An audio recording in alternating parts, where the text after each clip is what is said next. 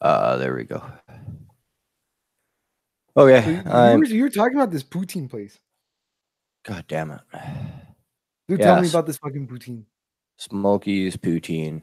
Okay. They got 50 They've different got kinds. like over 50 kinds of poutine on the menu. What's the go-to? Dude, I don't like this is gonna come as a shock to everyone. I don't love poutine.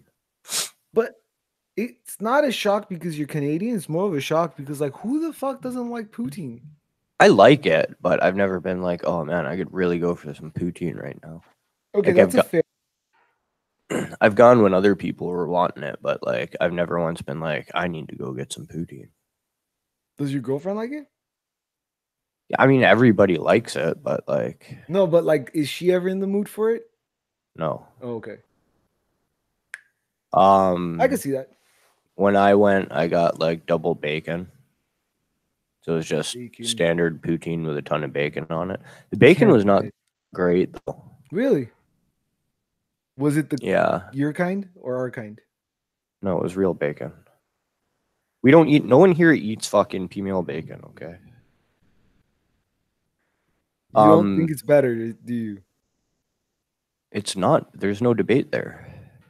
Female bacon's okay for like you fry it up and put it on a sandwich with mayo and mustard, Right. maybe some cheese, tomato, but like What about it's burgers?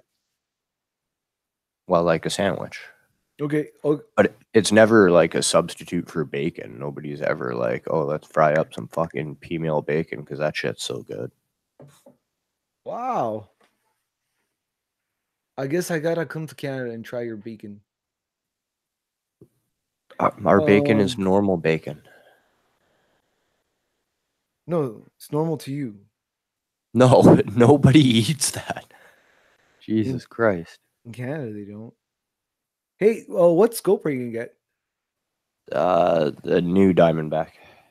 And is that the one you were talking about, like the tracking and all that? Everything's like, Yeah, so I was reading up on it. It's 99.98 or something, 91% mhm, accurate on the tracking.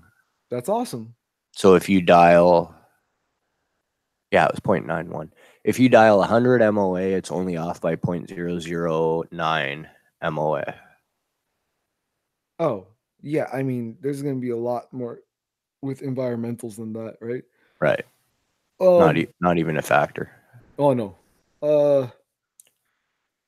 So From tell what me I'm the reading, specs. I might. Sorry, go ahead. Tell me the specs on them, like the magnification, objective, tube, all that good stuff. 6 to 25 by 50, Mm-hmm. and it's a 30 millimeter. Beautiful. I'm also scared about my jumping into mounting that 44 millimeter objective. Like I'm afraid of the whole dark thing, you know. But It. What do you mean not getting enough light? yeah, I think you'll be okay. yeah, I think so too. But you I've know, shot. I mean, I've never shot extended ranges like you, but I've run 40 millimeter on everything ever except for one air rifle I have has a 50 millimeter, did you and see the difference between the 50 and the 40? I really don't. Okay. If I picked them up and looked at them side by side, I might be like, oh yeah, it's a little brighter, but it to look through it. I've never been like, oh wow, that's noticeably different. Okay. I'm not too concerned about it because I don't need to see like a dot per se at 1,000, right? I need to see a swinging plate or something.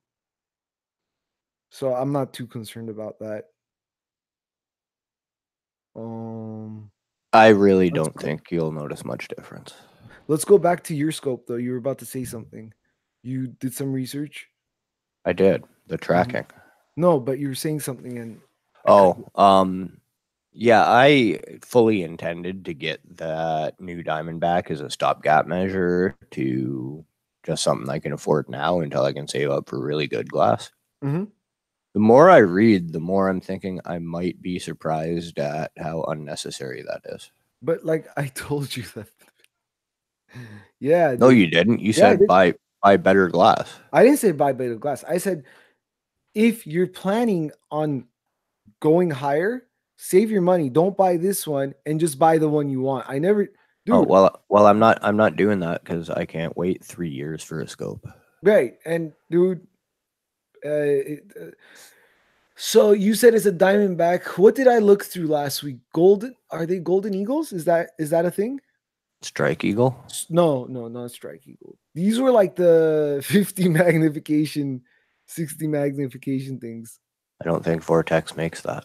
No, it was Vortex. 60 magnification. Yeah, it was some like second focal plane and F class stuff I'm unaware of anything Vortex makes that's 60 magnification. or 50.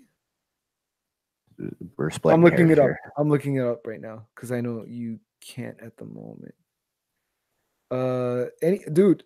Anyway, that's besides the point. I know they were Vortex, and I still haven't looked through Vortex that I haven't liked. The Strike Eagle. If I was gonna get something like, dude, look at this 1 to 8 Strike Eagle. It's got 110 5-star reviews, $400, bro.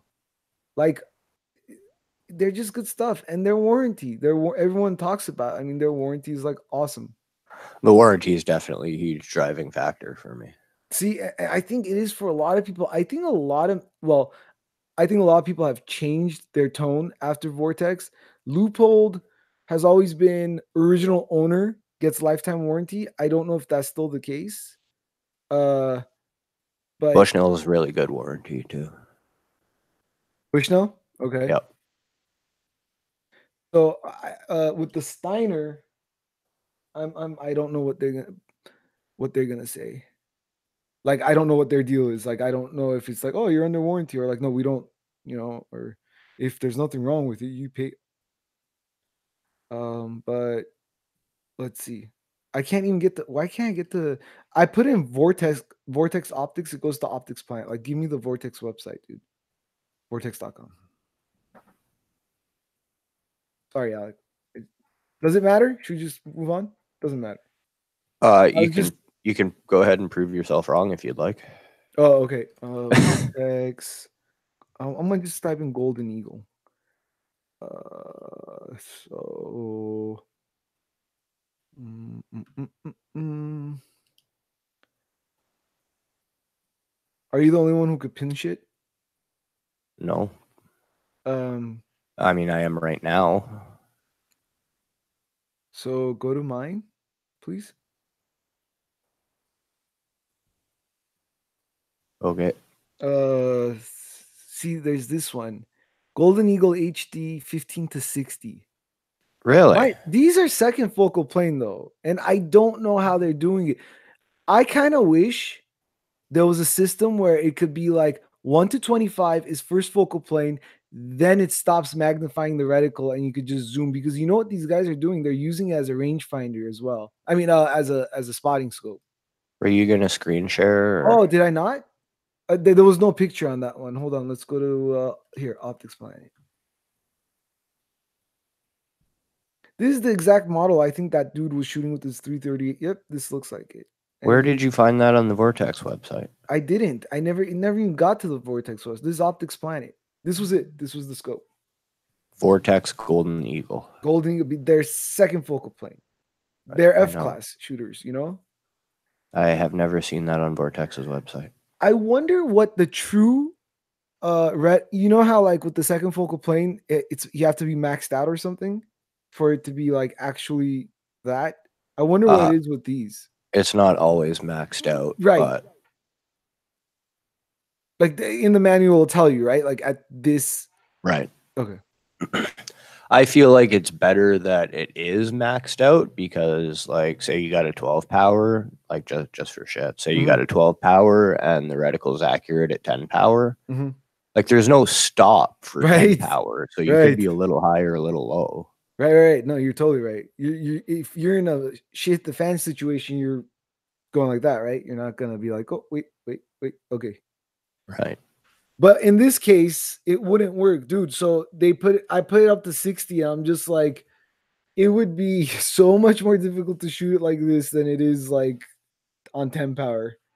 But what's really cool is you take a shot and you just go and you can see it. and then you could just go back. So for bench shooting, it's perfect, I think. Um, as long as you're okay with the distance of where it is good. Okay, we could go on. You never did screen share. You've Dude, been pinned on your camera I thought since. you were doing it for me. Oh, I thought I I was can't screen sharing the share whole your time. screen. It's saying you are presenting to everyone for me. That's not screen share. That just means it's pinned on you. Fucking technology. What are you new here, Roden? We've done this like 25 I know, times. it's just been a while. Let's see. Screen share. Share entire screen. Wait, I better close my porn. Your entire screen. Okay. Okay, it's not even giving. Oh, okay. Share. Here we go. So yeah, Go back to the description. sure. It's oh yeah, Optics Planet has Vortex Golden Eagle.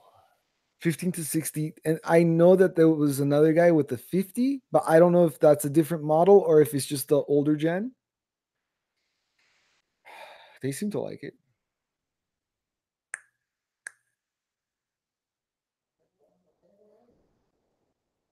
That's my dog snoring. I don't know if you heard it. Okay, I got to keep muting the leaks not. Oh shit, I'm vaping, aren't I? Okay, sorry about that. I forgot that this is actually recording. Uh Mute microphone. What was this? Control Command D or something?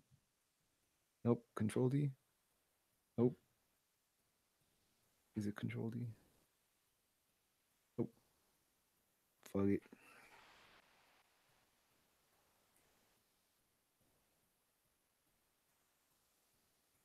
Yeah, I thought it was neat to have that. Like you just got your scope, you got your spotting scope kind of all in one.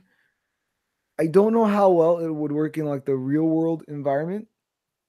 But off a bench, that was something really nice that I saw yesterday that I noticed. Like I know it's a different world, but like yesterday more than anything, I was like, it really is a different world between like the tactical stuff and the bench rest stuff.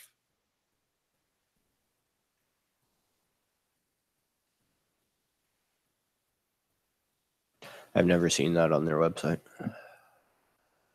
Oh, it's not on their website? That's interesting. I don't know that for a fact, but I feel like Golden Eagle would have stuck out to me. The funny thing is, Alec, this whole time I've been trying to get on their website and I like their Optics Planet comes up before their fucking website does. VortexOptics.com.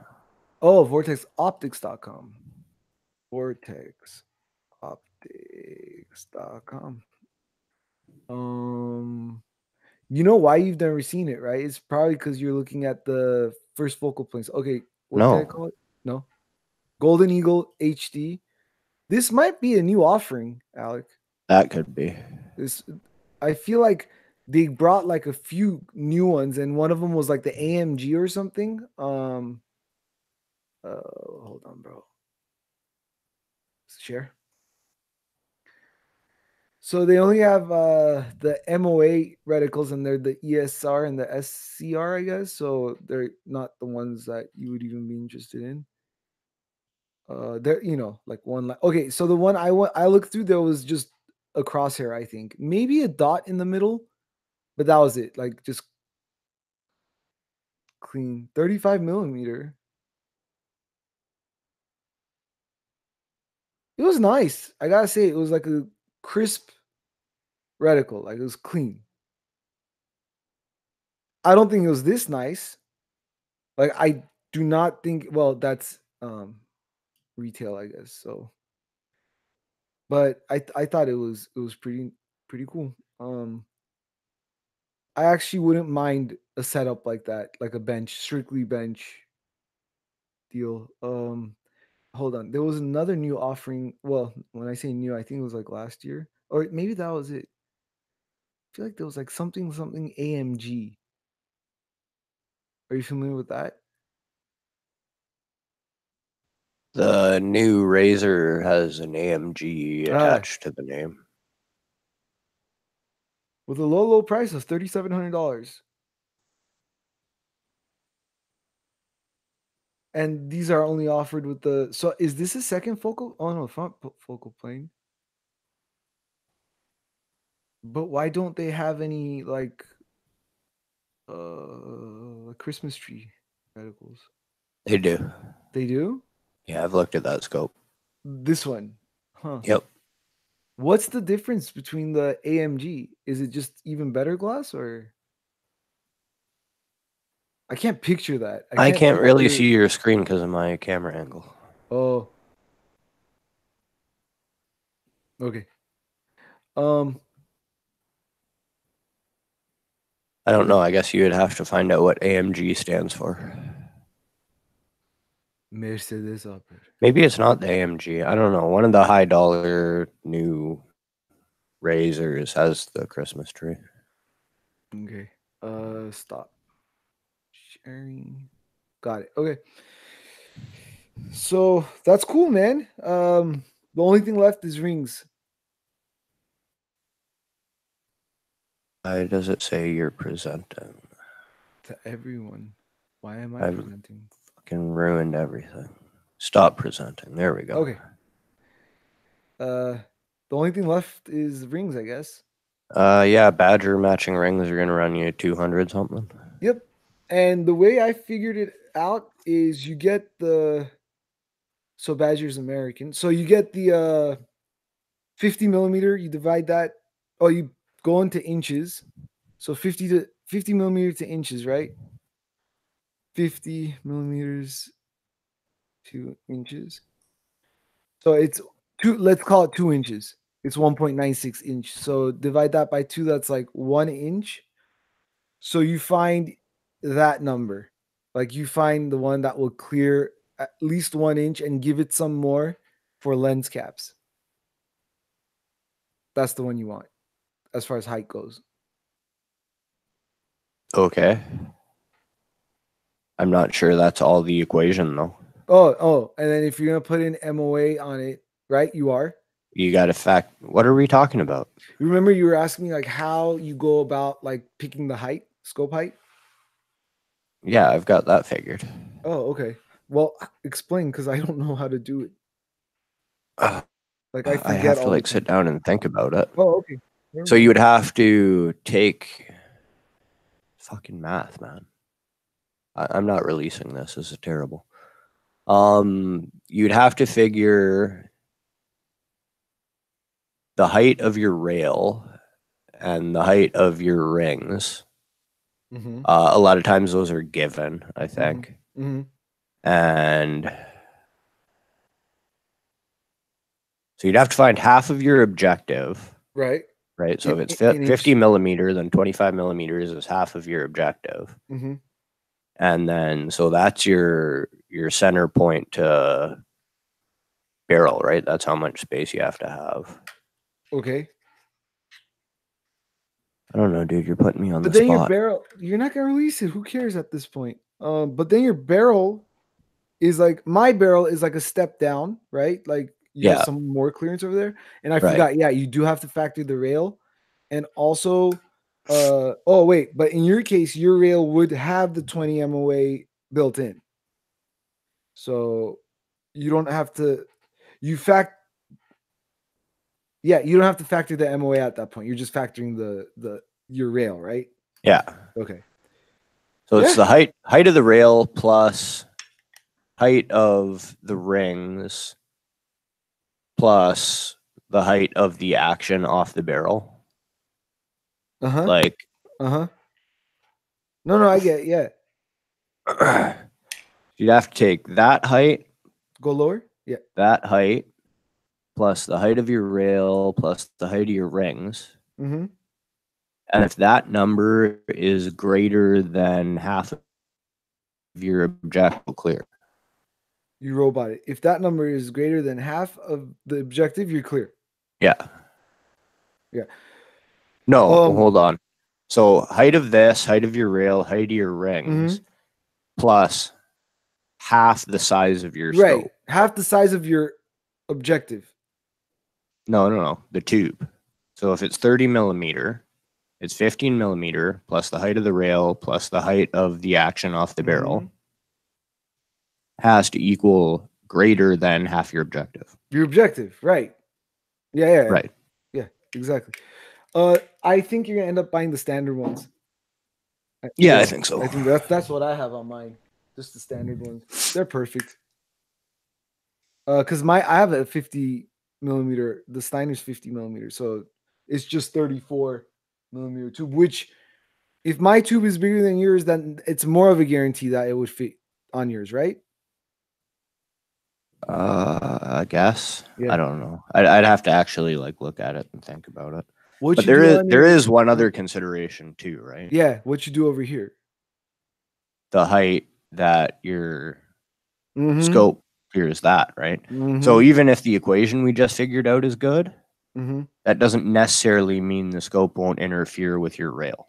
Right. It depends on what else you're running on it, right? So you have to also make sure your scope will clear your rail with the given height of the rings. So that's a length issue, right? Yeah, like if that rail was longer, it would be interfering with my magnification ring. Yes. Or if you had, like, for some strange reason, you had to bring that back. Right. Like it would, okay. And also, like, sometimes, well, you're running it, but you're so high that you're okay. But yeah, you have to put in the factor that if you have some kind of rail like off the top, like above your barrel, like you have, um, it could interfere with that too, right? You're really high on this one, but like, say you drop that into a chassis, some of those chassis systems have like a shroud kind of a deal going over their barrel, continued rail, like the sodic stuff, like the I know what you're saying. I don't think that would be a factor on this platform, but yeah, on another maybe. in general, yeah, it could be. Yeah.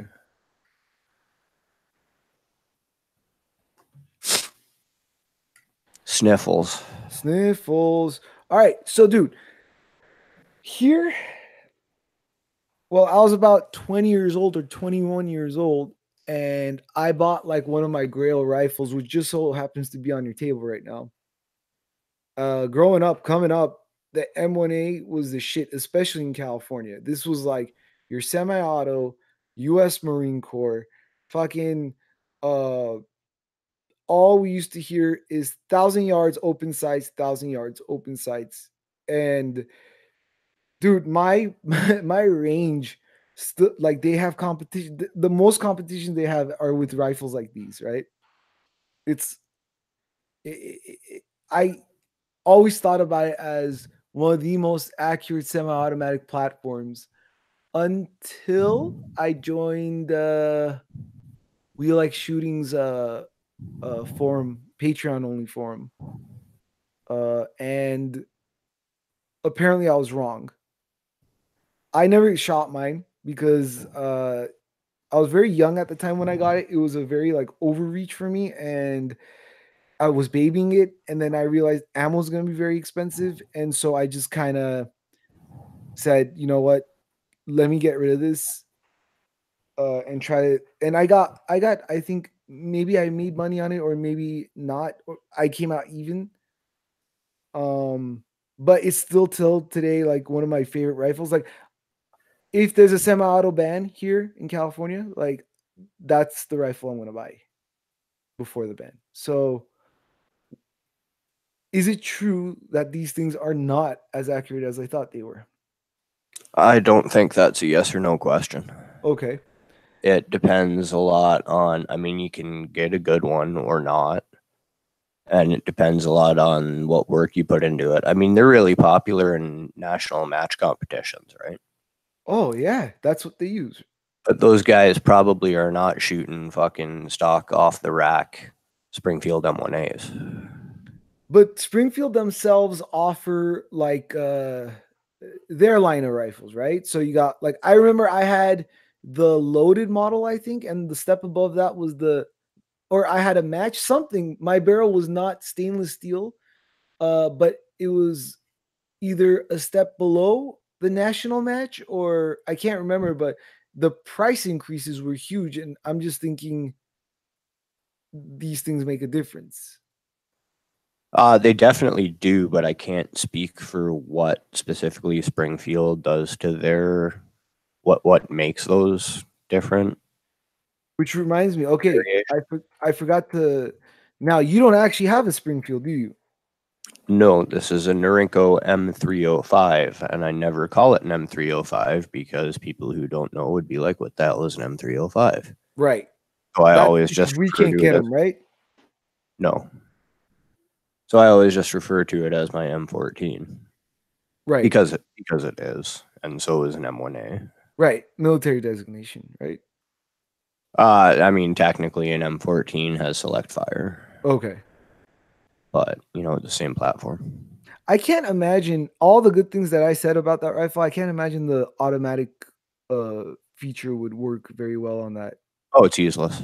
Okay. You see old Vietnam footage of guys shooting them. It's fucking useless. Right. I don't even think at 25 yards you'd hold a 3-round burst on target. It's just it's the nature of the beast, right? It's you're throwing 308 down there, and I don't know. I have shot the HK. What is it? The G3. What's the civilian?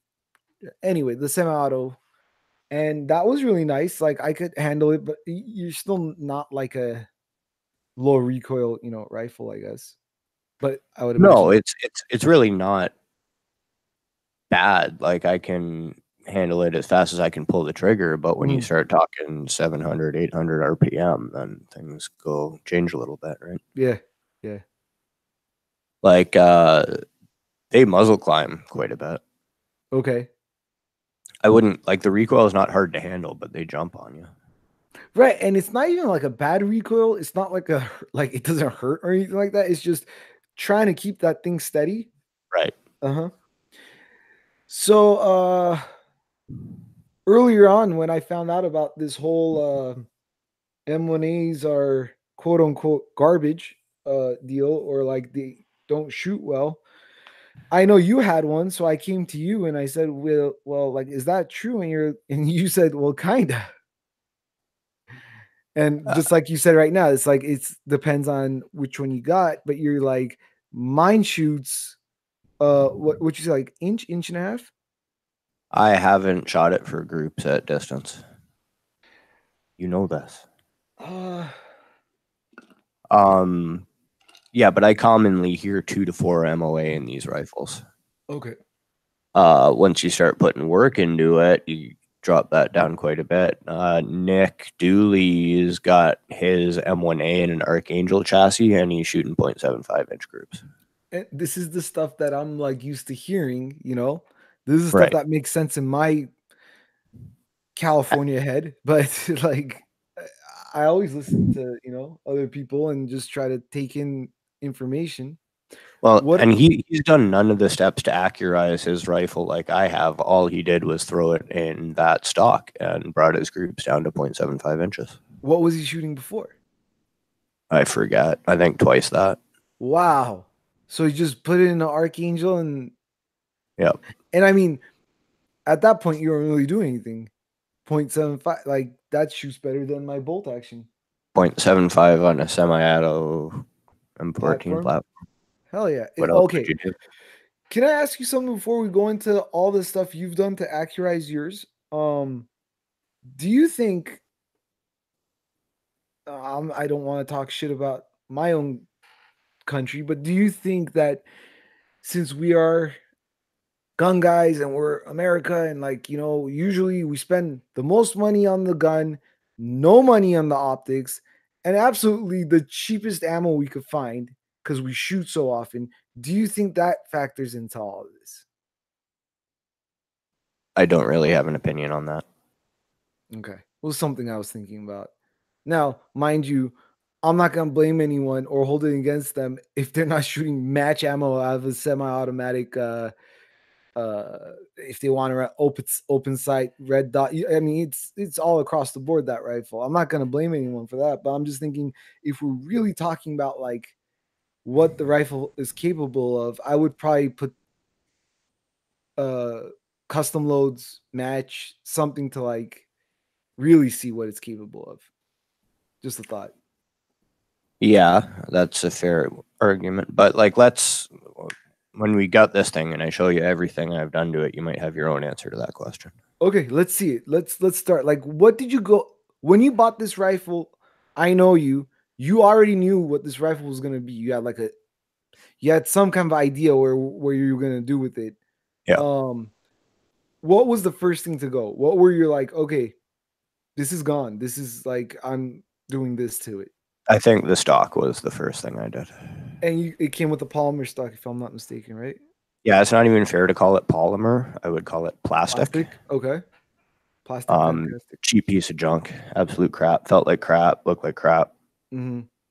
Actually, it's not the first work I had done to the rifle. I brought it to a gunsmith with the plastic stock on it, and a guy in the store said, "Hey, nice rifle." And I'm still not sure if he was teasing me or not.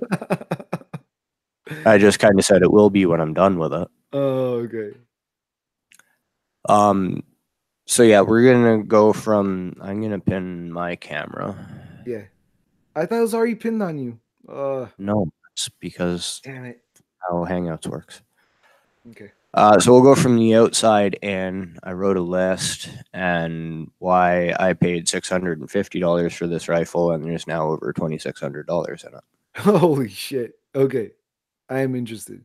So Boyd's M1A walnut stock. Okay. This is a really thick, beefy stock. That is clear. Mm-hmm. This is a really thick, beefy stock. They do make a thinner model, but I went with the big one intentionally. Is that for aesthetics or recoil, or does it help anyway in function? Why did I go with the big one specifically? Yeah. I just was trying to build a big, beefy rifle. Okay. And I succeeded. Mm-hmm. 15 pounds. Hog. Pig. That is camera. That right there is a Sadlac M14 heavy duty rail. Like it's a Picatinny. Oh, Picatinny. It has a swivel attached. Like it uses your stock sling swivel. Oh, how cool is that? Okay. Mounted in a channel underneath the rail. Yeah. I actually had to do that because I wanted a swivel and a bipod attachment. Right. And the rail is mounted. I'll show you when I take the stock off, but there's a steel plate inside that I actually had to Dremel out a section for in the wood.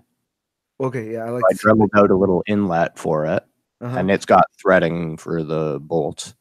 And JB welded that in place, and so that's in there. Okay, how thin is that? Like you couldn't thread that, right? It's a thin piece of metal. What do you mean? Like you said, okay, let's see it. Let's. I want to see what I'll show you when. Yeah. So this is not the finish that came with the Boyd stock. Oh yeah. I sanded the original finish down. This is about 7 coats of tung oil. Cool, man. It looks nice. Well, it does. I was actually hoping to get a more matte finish out of it. And the original finish was more of a red. This is kind of blonde. I don't know, blonde. I love blondes. It looks like the stock my Mini 14 came with. Anyway, it's pretty slick. I mean, it feels waterproof and protected, right? It's next outside working in. That handguard is M14.ca's Scout handguard.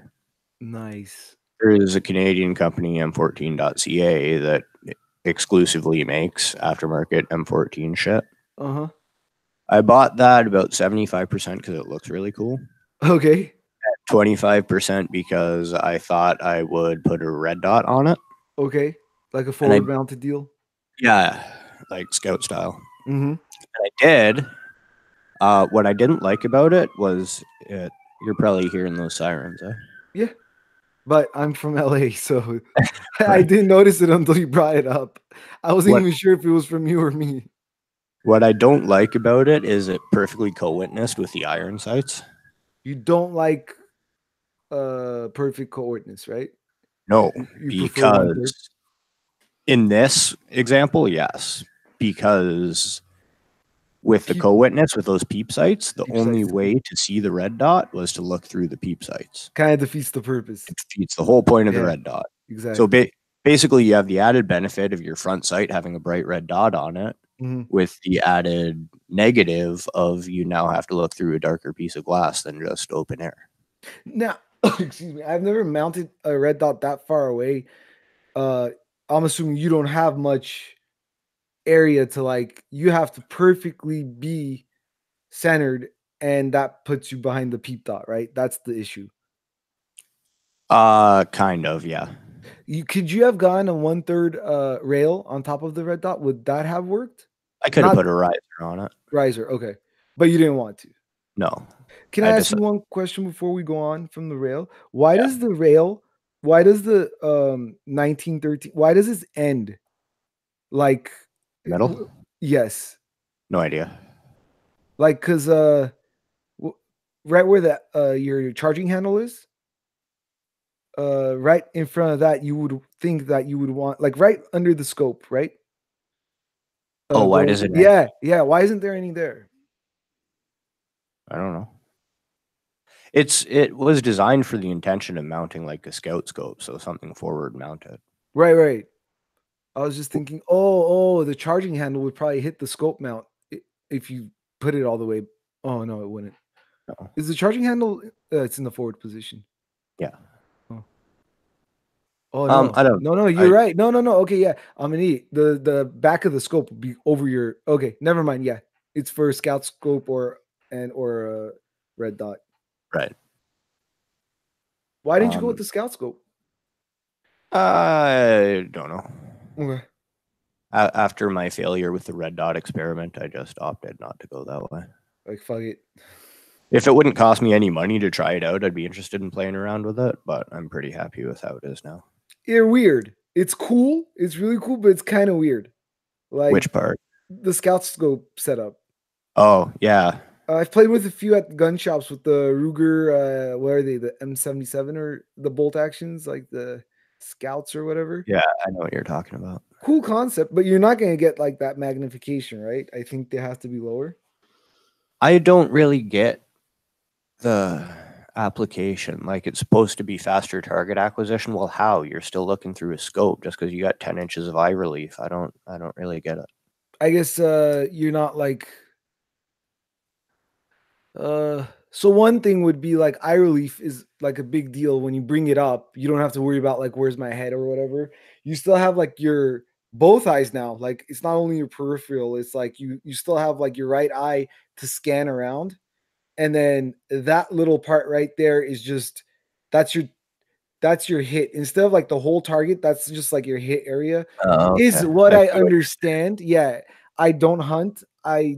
I'm sure it's a thing, right? I'm sure there's a thing because it's still around and people use it, but it would be cool to mess around with, though. No, like to Oh, shoot. yeah, if it wouldn't cost me any money, I'd play around with it, but Yeah, I'm not going to invest money to see how it works, right? right. Okay, next, Sadlac Tactical Magazine release. Okay. Why is it okay? Tell me about it. So the stock M14 mag release is a lot shorter and a lot thinner this way, Okay. and it's just rounded at the back. It's not the most comfortable thing. Mm-hmm. This has knurling grooves. Oh, nice. Okay. I didn't know Um, that. the grooves angled down, so your thumb slips off it easily, but it catches on when you're applying pressure. Oh, cool. So it's just a bit beefier. Uh-huh. Um, did you saw my video on doing like the AK style mag change, right? Yeah. Flip out the mag with Uh, yeah. So yeah, that was a cool little upgrade. You use your mag, right? You drive your mag into that, and I then actually used my knuckle. oh, you use your knuckle. Cause yeah, you said knurling. I'm like, I don't know if it would damage. It'd scratch your finish for sure, It but would just scratch though, right? it's an M14 mag. Who gives a fuck? Right. It would just be a scratch. It wouldn't like do any real deal harm. I forgot to Boyd stock $104. Sadlac front rail $80. The Scout handguard $220. Okay, Uh, so tactical mag release $50. these are the first ones that you did. Are you No, going in order or okay? no. Okay. I wrote these down in the order of going from the outside to the inside. Okay. I honestly couldn't tell you what I did in what order anymore. Okay. Yeah, because I think with this one you kind of did a lot at a time, right? No, not really. Not okay. Little bits here and there. Okay. Next So you got that. is the Springfield Enterprise is the extended mag release. So normally mag release bolt It's stop. bolt stop. Okay. Normally the bolt stop on an M14 only really functions on an empty mag, and it doesn't act as a bolt release. I can't really do this on camera, but Uh, I will. So I have locked the bolt open correct. with the mag release. So now you can just slap Oh, that, sweet. Yeah, close no, the bolt. because you have to pull the charging handle back to do that normally. Right. So what this does is make A bolt stop into it makes bolt. weak hand reloads a little bit faster. Okay. So you don't have to switch back over to your strong hand to drop the charging handle again. Very cool. Just a nifty little thing. I like it. I do too. Wait, was your stock made for that? I No. feel like oh, is that always there on the stock? On the Yeah, they're okay. inletted right there. Okay. What's next? Another Smith Enterprise offering. That Muzzle. is the Good Iron U.S. Coast Guard muzzle brake. Nice. Does it work? I haven't got a chance to shoot it since I got Oh, this. interesting. Last time I went shooting, I had too many guns and had to leave some behind. It's always a good problem. They're supposed to reduce felt recoil by 30% and muzzle climb by 80%. Muzzle cry. Okay, see that's huge. Yeah, I'm actually really excited to mag dump on this thing again. I wanted I want to know how it works. I want how it I functions. when I do it, I'll try to get footage. Yeah, for sure. That is not a stock front sight. That's a national match front sight. Okay. I Wait, believe the front blade is 0.625 inches or 0.0 something. It's thinner. it's thinner. Okay. Can you go back to that for a second, please? The front sight. Okay. What do you got over there between right underneath the sight? What is that? It looks like that is that how do you remove your front sight or what does that do? That's a dovetail. The sight is slides over a dovetail. Okay. The ratchet thing I'm saying. Like the That's a is that castle nut. that's castle nut for the muzzle brake? It's a castle nut for any M14 muzzle device. Ah, okay. So that's my stock Norinco castle nut. Okay. Just this whole assembly Uh-huh. came from, oh Jesus, came from SEI. Sweet. The national match site is front Springfield. What's the finish on your barrel? Parkerized. Okay. Like the brake, everything matches so perfectly. I know that wasn't intentional. That's like a good surprise. Never Well, happens that way. it's funny because the Chinese parkerization Mhm. is a bit more gray, whereas Yeah. if I'm not mistaken, the Springfields are a bit more black. Mhm. So in real life, you can notice that my muzzle device is a little bit darker than my barrel. Oh, I'm yeah, not it's sure how well, impossible right now. Oh, but it's a little like shinier, it looks like. Like, yeah, uh-huh. it's shinier and slightly dark, but it matches well. It doesn't look out of place. Not at all. I didn't notice until you mentioned it. Definitely looks like it was made for the rifle. Mhm. I have to leak some snot again, so I'm going to mute. Beautiful. Lovely. And we're back. Alex, Uh, poor guy, he's been sick for like 4 days now. it's fantastic. Lots of Yeah. fun. Okay, the rail is another M14.ca offering. Tell me about this. How'd you get that on?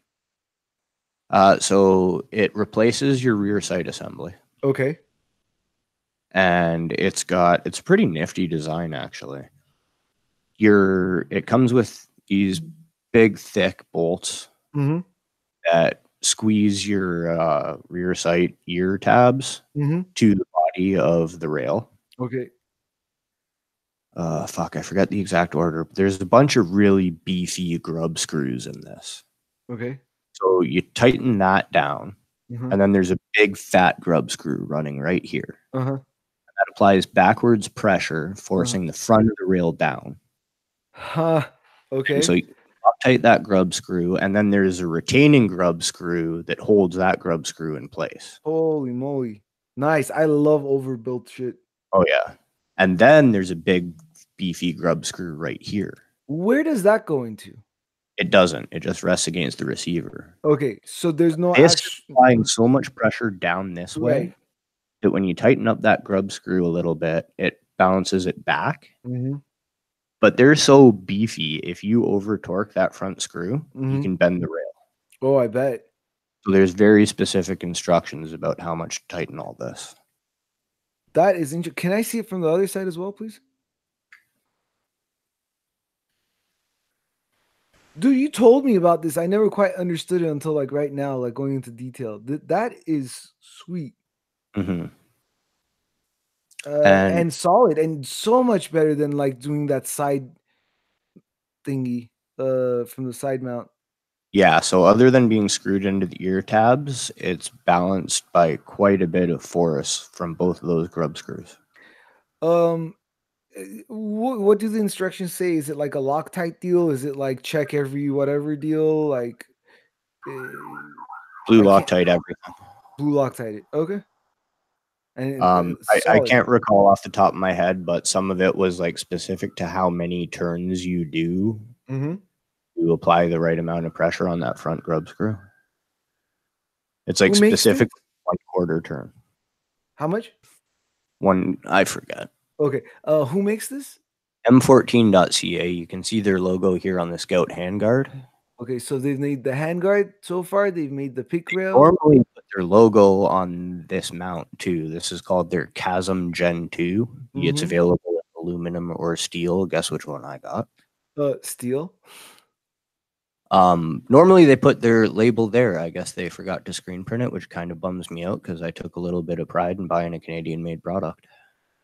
Yeah, but I see that's weird for me. I would think knowing you, you'd be like all for the not logo, more military looking. It's so discreet and clean that I like it. Mm-hmm. You're right. Normally I don't like logoing, but just that little tiny bit of white, I think it looks nice. Mm-hmm. I mean, I Then don't really care. I'm not heartbroken. you got some beefy ass scope rings I see over there. Weaver, Three, six, lug pat. What do you call those? Six lug pattern or whatever. bolt, Or bolts. screw. I don't know. That's It's not a going it's a anywhere. cheap. So the mount is $235. Mm-hmm. The rings I cheaped out on, they're $50 rings. Okay, but I mean, you've shot it, right? Not since mounting the scope. Ah, okay. I'm sure it'll be fine because your mount is so overbuilt. I think it'll be okay. Plus, these are over. Like, what is cheap? Like, I don't. Hmm. Well, yeah, that's fair. They're You not got $20 three. rings. Yeah, I you mean, got. they're Weaver. Weaver's got a good name. They've been around forever. I mean, it's just sometimes I feel like some companies get like shit just for not overcharging their customers. Fair point. Sometimes other things are like, yeah, one block of aluminum, and yeah, it costs a lot to make that. I get that too, but you got fucking three screws on each side. Mine has two, and I've been okay. They're steel, are they not? You know, I forget. Either way, I think you're fine. I think I'll be okay. Okay. So you got a vortex. Yeah, Uh, this is the old Vortex 4 to 12 by 40 second focal plane. 4 to 6. What would you say? 4 to 4 12 to 12. by 40. Okay. What kind of reticle you got in there? They call it the VMR one. Okay. So it's picture a duplex with MOA hash marks, and the bottom striation below the crosshair Hmm. is longer than the other three. I have to check this out for a second. Vortex VMR one. Vortex Ooh, I VMR. forgot to mention, I cannot get the angle to show this on camera, but there Mhm. is a backup peep sight built into the rail. No, because I was like, that's something else that Alec wouldn't be a fan of, but like this might have been the only way. But nope, they thought about that too. Yep. Okay, can you see it when you're looking down? Not with, I would have to tear my cheek riser off. Wait, where is the peep sight you said? Oh, I'm, cheek guys are off. Sorry. Never mind. Okay. there's no way I can get this angle Right. on No. camera. I see right there. I see the hole right there. I could just imagine just looking through that and I see the front sight, right? Or Yep. do I see the bottom of your scope? No, you can see the front sight. Dude, that I love that. I love when like uh they do it right, they think about everything. Yeah, for sure. So, Okay, I see the reticle. apocalypse end times, I end up in a gunfight, smash my scope, tear my cheek riser off, and I'm not out of the fight. Yep. Which brings me to the Bradley adjustable cheek rest, $112. Nothing fancy. It's ugly as fuck, but I was very close to getting something like that too on my bolt action. Dude, a it's lot of about these function. prices um, aren't factoring in whether it's US or Canadian. So if any of them sound high to you, that's probably what I ended up paying, not what somebody else in America would pay. Alec ends up paying so much more than we do. Not on everything. Like most things are more expensive, but some things are just a lot more expensive. I don't know what the retail price on that is. If it's already in country, it's usually only a little bit more expensive. Okay. If I So have to they have it have ordered. ITAR regulations, which means everything. I'm not even talking about like optics. I'm talking about I think rings, mounts, everything, right? Oh, sorry. Your Firearms parts and accessories. firearms parts and accessories. So basically,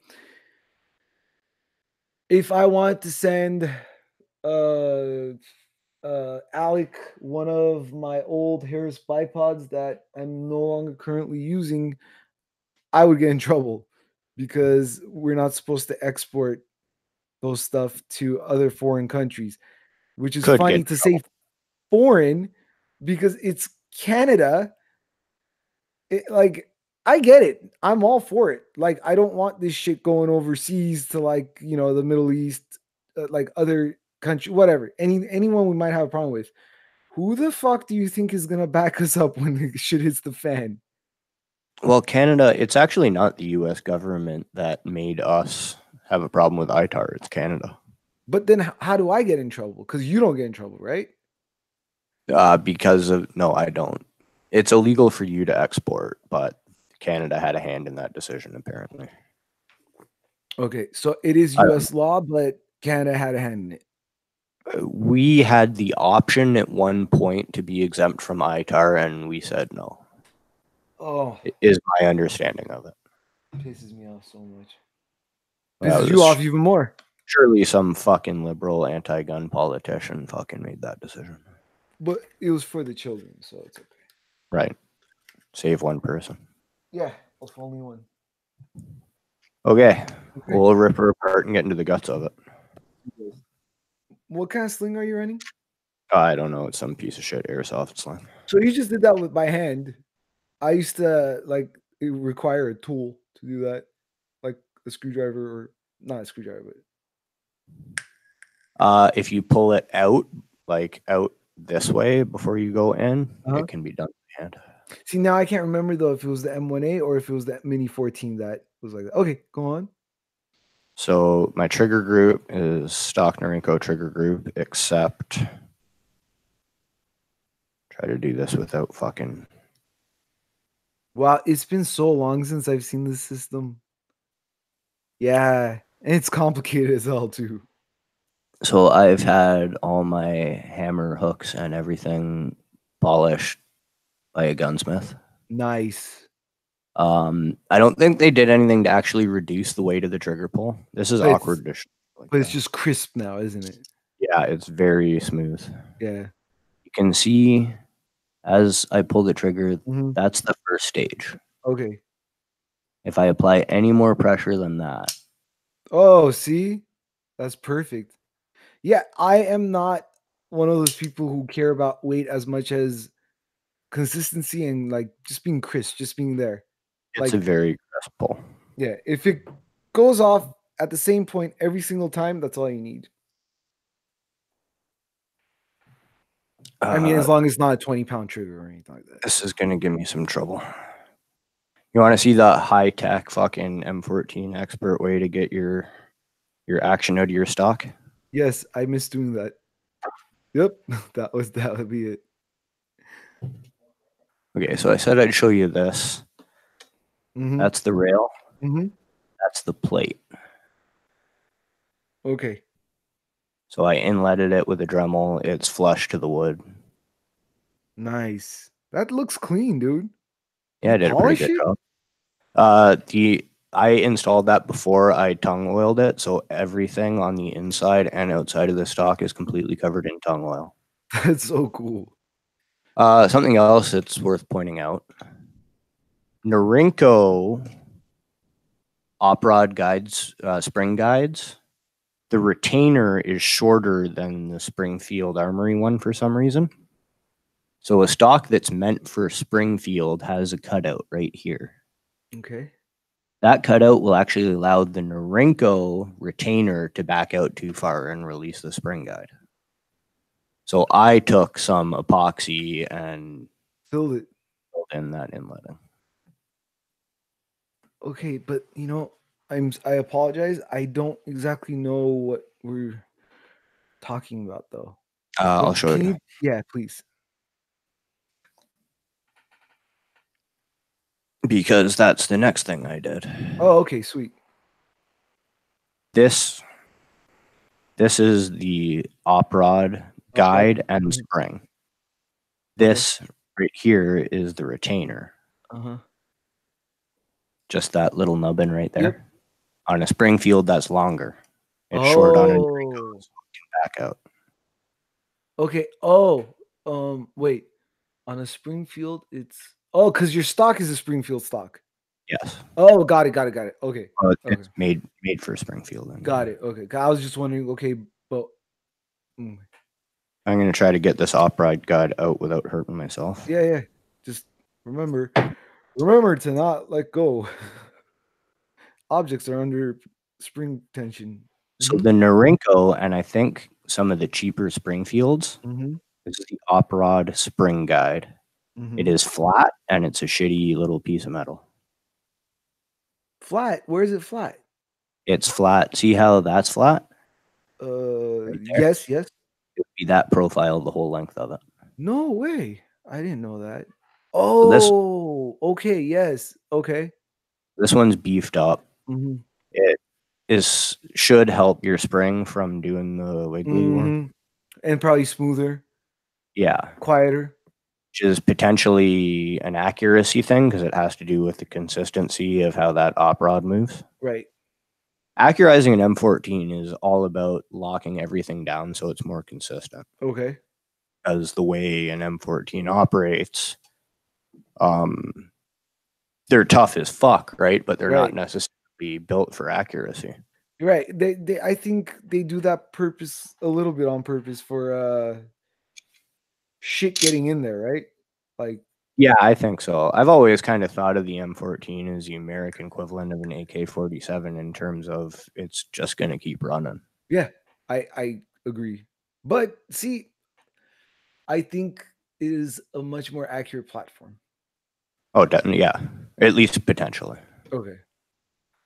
So that was an upgrade. The op-rod spring guide. That What's that spring, on your spring? What is that white? that is a recoil buffer. Okay, I don't think I ever had that. I might You be did. wrong though. I didn't? So when the off-rod cycles, Uh-huh. when it comes all the way back, Uh-huh. that's Oh, it steel actually on steel, contacts. Okay. right? So when it fully recoils, that's steel on steel right there. Mhm. That recoil buffer just adds a little bit of. Nice. Okay. I don't know if it works or not. It was $20 and fuck it, throw it For in the there. Mini 14, they used to sell the one that went on the other side where your opera goes into where the gas system is, where your barrel is, like from the inside.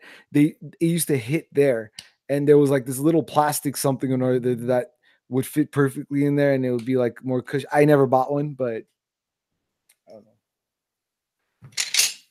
So moving on then. See, that's your gas piston.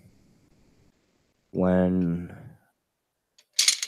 that op rod comes back and forward, it has the potential to wiggle in the op rod guide. Okay. Op rod guide is aftermarket. Okay. Something you can do with a factory Norinco or Springfield is remove the op rod guide and get a knurling tool and knurl your barrel boss, which you aren't really able to see because my op rod guide covers the entire barrel boss. How does that help? This has the potential to move. It's got Right. a pin, Uh-huh. and there's a in the barrel boss, but it does have some wiggle room. So if that op rod guide is moving, then your op rod isn't returning exactly the same every time. Right. Consistency. Right. But what are you knurling? The barrel boss underneath this op rod guide. So the surface of the barrel that contacts the inside of this op rod guide, you're knurling. So you can knurl and or JB weld that to get the op rod guide in place. Oh, so it doesn't spin or something. Okay, okay. The barrel you're knurling under Right. the op. Okay, guide. Okay. So Sorry, I won't get it, but once I do, like, okay, it makes sense. so What did that's you do? I bought this is another M14.ca offering called the Norg new op rod guide. It's a super tight fit. I actually had to remove my muzzle device. Oh, wow. A pipe over the barrel that was wide enough for the barrel to go in, but not wide enough for this to go through, and whack it into place with a hammer. Nice. So that's not going anywhere. Trust me. So I'm assuming there's a certain like there has to be like a certain area that has to be at, right? yes, Yeah. but you can see that. Oh shit. Well, I didn't mean to do that, but my opera Yeah. out. So on mine, I couldn't take the charging handle off. Like I usually strip my rifles down before I even shoot them and take off all the factory beasts and stuff. I can't even get to that step. When I took it to the gun shop, they were like, "Oh, it's still new. It'll like break in or something." I don't know if that's true, but Probably. Hold on, I'll be right back. no problem.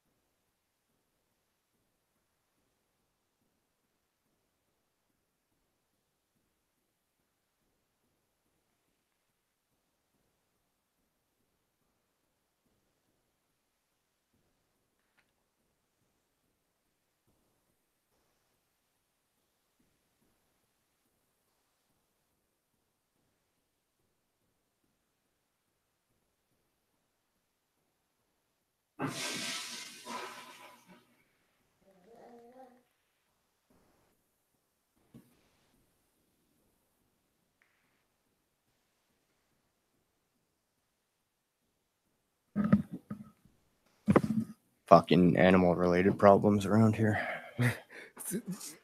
uh, you totally get the flush through. So if you're gonna edit, mark this down. Yeah, fucking, I don't, who cares? Cat vomit. Why do they puke so often? What is wrong Because with them? they hate us. They're just like, fuck you, blah.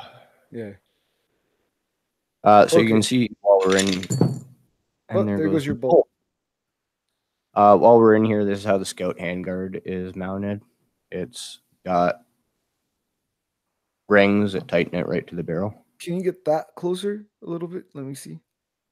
Uh. Oh, okay. Okay. which is counterintuitive to everything we know about accurizing a Right. rifle. Yeah. Uh, What are but you gonna do? so much of an M14 is like the exact opposite of free floated. Uh huh. That the next best thing is to just crank everything down as tight as possible. Might as well, right? Right. If you can't free float it, fucking lock it down. Yeah.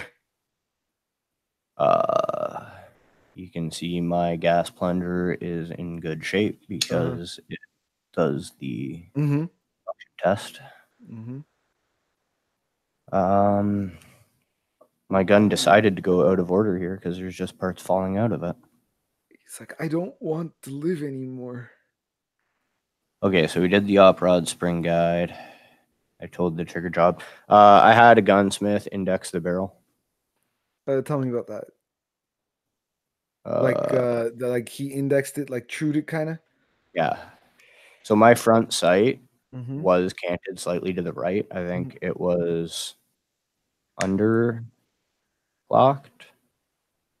I'm not Okay. sure. But you know what barrel indexing is, right? Yeah. So yeah, It's mm, I had the gunsmith barrel index at the same time I had the trigger job done. that's cool. I don't think I've ever had anything trued or indexed or anything like that. Well, indexed and trued are different. Indexed or trued. Like, oh yeah, Um, yeah, they're different. I'm but just saying I never had it indexed like indexed as far as like what are the factories sending me? It's like I hope they're putting that into account, but I doubt it, right? probably depends on a lot of things. Right. Like I don't know if that's something you need looked at on a Springfield. I know on the list of like 5 must-do upgrades on your M14, getting your barrel index is one of them, Okay. or on your M305 rather. Okay. What The about your gas bolt system. gas system? Okay. I had the gas system unitized. Unitized. So normally this barrel band is Okay. loose, Yes. Oh. right? Oh. Yes. Yes. That's got some wiggle to it. Even mine did. I know that. Yes, Springfields will. They all will, Okay. unless you have someone weld it to the gas system. Huh. So this is actually welded to the gas chamber. That reduces wiggle in the stock, right? It reduces movement between the gas system and the barrel and the entire assembly and the stock. Okay. That So is your number one must-do upgrade to accurizing an M14. I didn't know that that piece of metal was like so important. It Yes, it is very important. it locks everything down. Lubricating the inside of this where it interfaces with the stock is also one of your most important lubrication points. Really? Yep. What is there anything moving there or Under recoil, yes. Oh, okay, okay. You can see on mine the front stock ferrule where it's Yes. Go a little to the your left. Yeah, okay. you can see the wear marks where it's interacted with that. Okay, I always thought that was like burnt powder or something. Okay. Yeah, makes sense. Um, What do you lubricate with? Oil or like grease or grease, grease? Okay. XF7 gun grease. Okay, and that's safe for wood, I'm assuming. I'm sure. Yeah. I don't know. I don't lubricate my wood. Dude, it's so much better. So much better. Okay. um, yeah. So Army and Marine units have been doing this on their own for as long as there have been M14s around. That's interesting. I didn't know that. There's 2 methods to do it: the smart way and the dumb way. Okay. Guess which branch does it the dumb way? I will not talk ill about any of our The military Army does branches. it the dumb way. Really? Because I was gonna go the other way. Marines do it well. That's because the smart way is the easy way in this case. The Marines came up with the welding it to the gas Mm-hmm. chamber, gas tube. Mm-hmm. I forget exactly what the Army procedure is, but it's much more involved, a lot more fucking with the whole system that you have to do, and involves putting screws places and just more to go wrong and more complicated. But we need to spend $3,000 on each rifle. Of course we do. Justify those taxpayer dollars. Yeah. But yeah, so the Marines came up with TIG welding that front band to your gas chamber. You know what? Like it's a simple solution, but that has to be done by someone good, right? Like yours was clearly done by he's done that once or twice, I right? I took mine to a very specific gunsmith who Mm-hmm. has a reputation for not only precision rifles but also working with specifically M14 platform rifles. And you want it to look clean, right? You don't want like Yeah, well, actually, you will know by looking at an M14 that's been unitized. Typically, you will find 3 weld marks at the 3, 6, and 9 o'clock position around the band. does yours go all the way? No, Oh. my guy did it on the inside, Because yeah. and you welded it in 3 places, but not in the same configuration, and it won't even show up on camera. You wouldn't know it's there unless you're looking for it. Well, that's what you want in the weld guy. Sweet. Next. Is your bolt polished? No. Okay. So shiny. I Oh, mean, okay. Okay. I was looking on the inside, I guess. Yep. yeah. Yeah.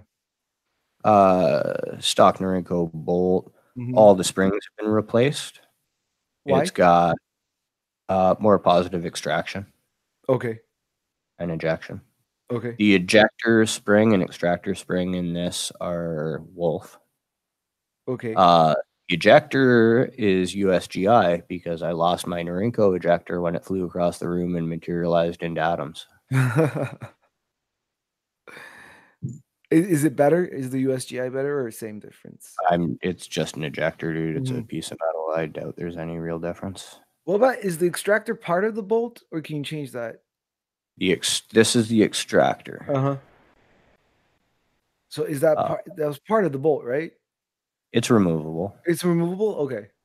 The extractor, this is why if you ever get the chance to take an M14 bolt apart, Mhm. just shoot yourself in the face, spare yourself the trouble. Oh, like don't go further than this, you're saying.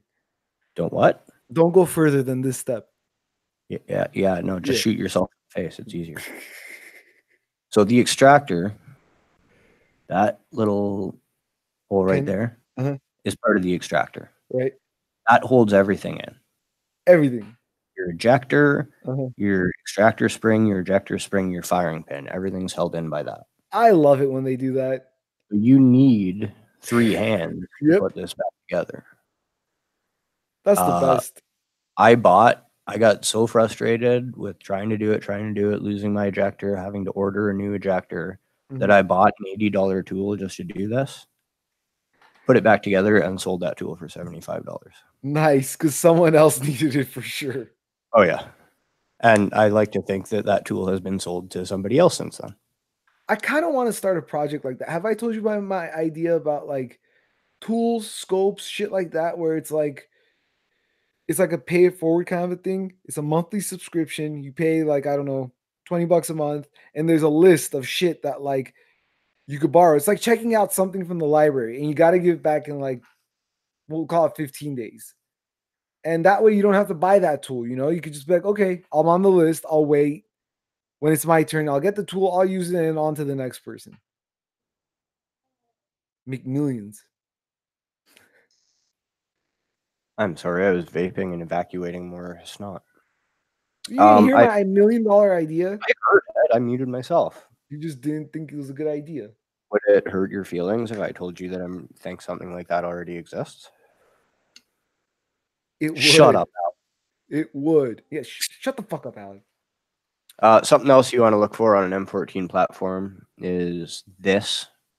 portion right here Okay. is threaded. That threads onto the barrel. Mm-hmm. If that doesn't snug up, it's going to cause you accuracy problems. Okay. Like if you can over screw that before this Mm-hmm. gas lock screws in, Mm-hmm. you're not going to reach your full potential there. What is the purpose of that? What? That piece. I thought that was one piece. Apparently, it's not a one piece. No. Oh wait, it is one piece. If you remove this, just this portion, So why is that just portion separate that's how from? that's Mhm. how the gas chamber tube is attached to the entire system. If you unscrew that, you can slide the gas chamber off the barrel. Oh, and that's how you. Okay. Okay. That's what locks it all down. Right. That's not timed right, you're gonna have problems. Oh yeah. I was fortunate that mine is timed right.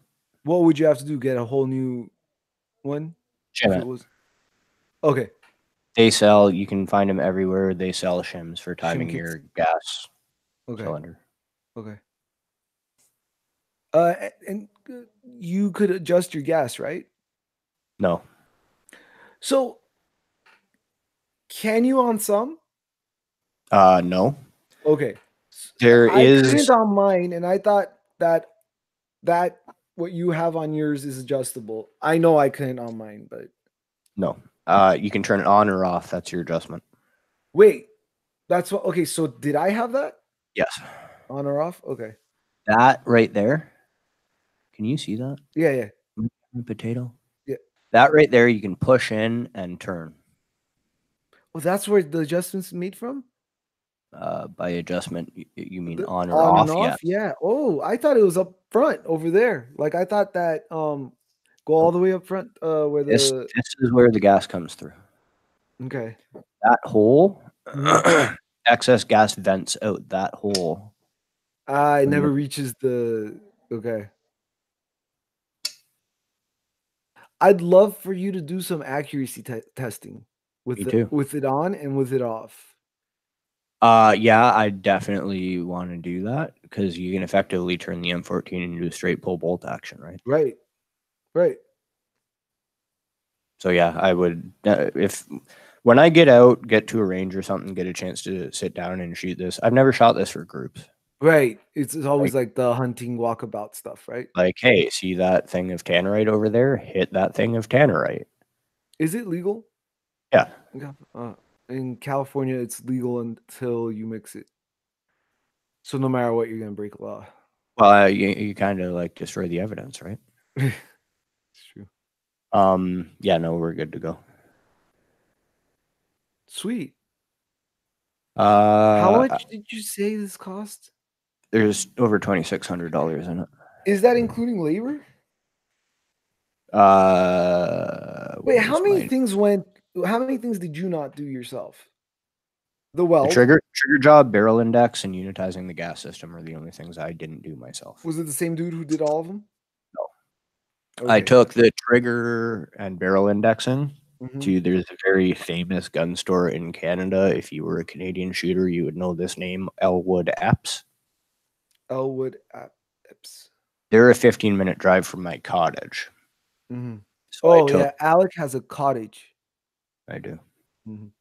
So I took that I took it to them for that part. Mm-hmm. The gas system unitizing, I wanted to take to someone who specifically had more experience with M14s, or at least more of a name in dealing with M14s. Okay. Like So I think when I that's about. oh sorry. No, go ahead.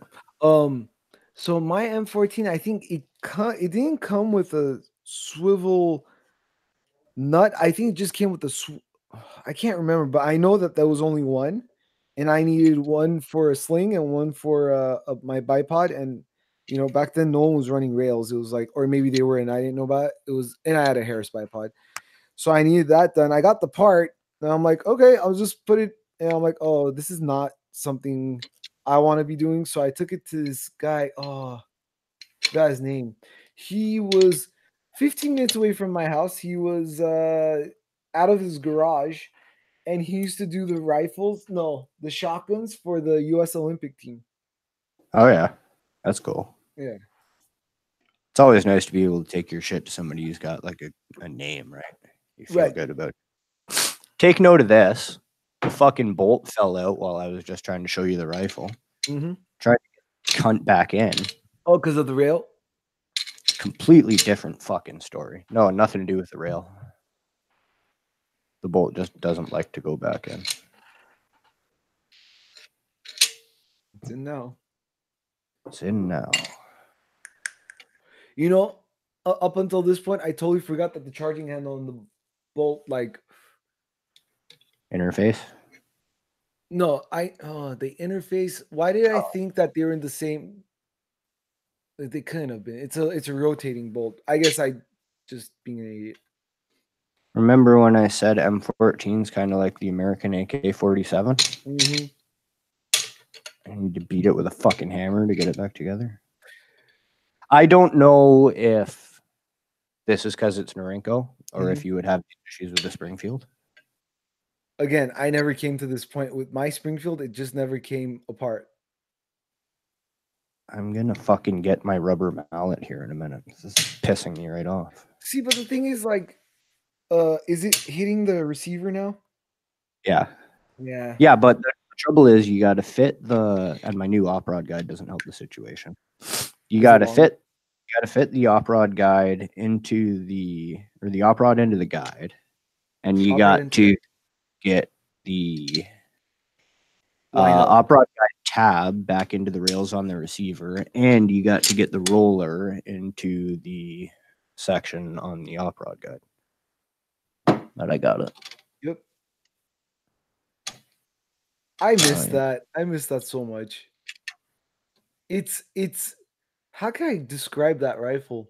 Well, okay, so I had a Mini 14 and I shot the shit out of it. Like, so the same principle. And it was just I don't know, it was my first rifle. I regret selling it. I'm an idiot for selling it.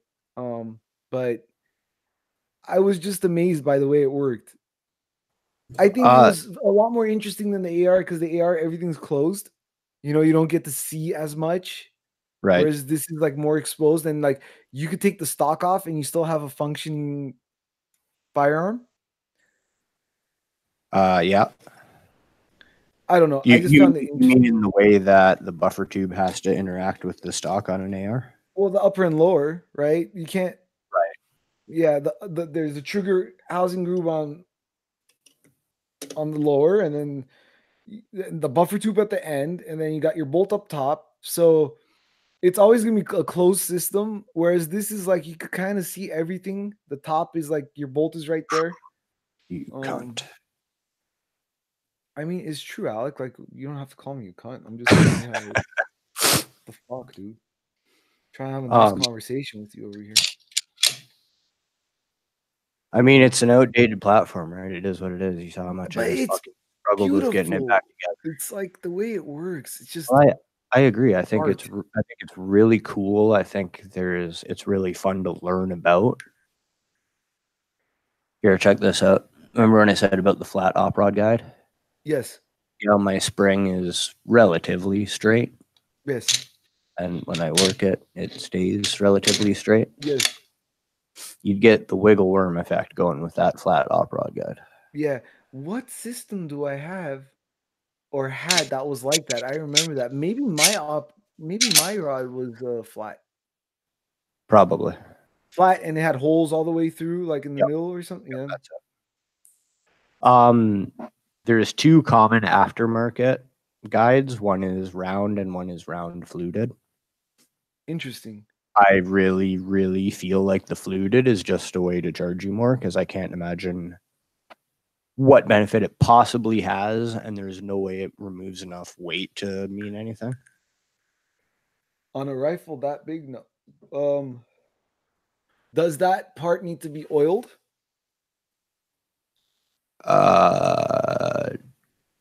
I mean, lubricated or I can run down the important lubrication points real quick. You want to grease this. Something I didn't mention about this because I can't really show it on camera. It has little channels inside it that you can pat grease into. Okay, why do you want to do that? Just to make sure that op rod guide stays lubricated. Oh, okay. I forgot. A lot of very very violent action happening right there. Right? Are you lubricating up top over there? Over where? You know all the names of the parts. I feel bad that I don't. I wish I had a diagram with me. Where the op rod guide is going into that. No, the other end. The other end.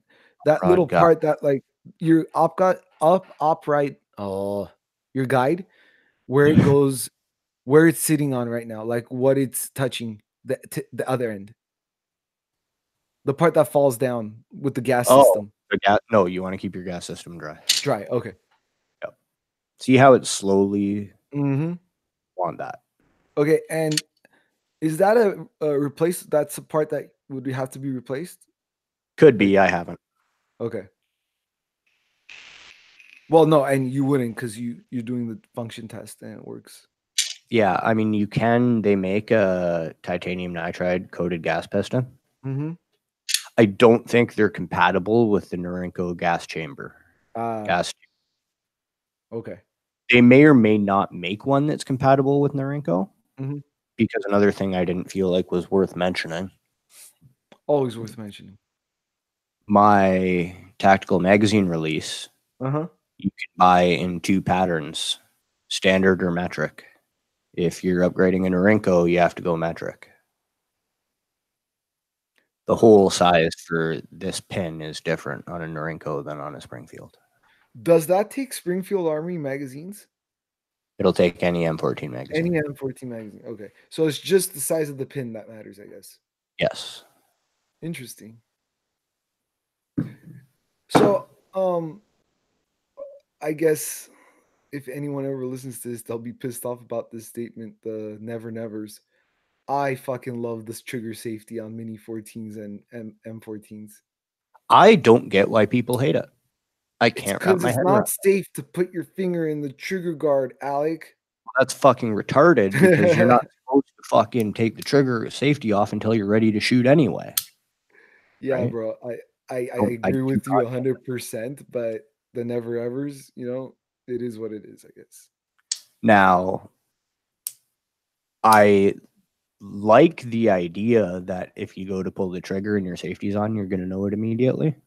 Yeah. I think it's cheap and the design is not the best, but it works. Dude, I don't know. I love it. It's probably one of my favorite. It's right there. You don't need to get anywhere. And clearly to undo it, you're going the opposite way. It would be so fucked up if that was like right next to the trigger. It's like Yeah. I get that. That's dumb. You are making an effort to push for it, dude. I know. So I don't know. Yeah, I don't know. I know some dudes like Navy dudes who would run their finger in the trigger guard all the time, but making sure that their index finger was like touching Forward. forward. Yeah, the That's Russians how they trained ran it. that. The Russians? Yep. Yeah, I mean The Russians will actually, from what I've heard, not that I've taken Russian military training. oh, not yet. No, it's on Are we my going next to-do. week? Okay. They'll put a dummy round in the chamber and cocked and off safe, and they'll have a guy put his finger in the trigger and beat the piss out of him, and he better not pull that trigger. Oh, Yeah, they'll shove him around, throw him, kick him around, but he's got to not pull that trigger.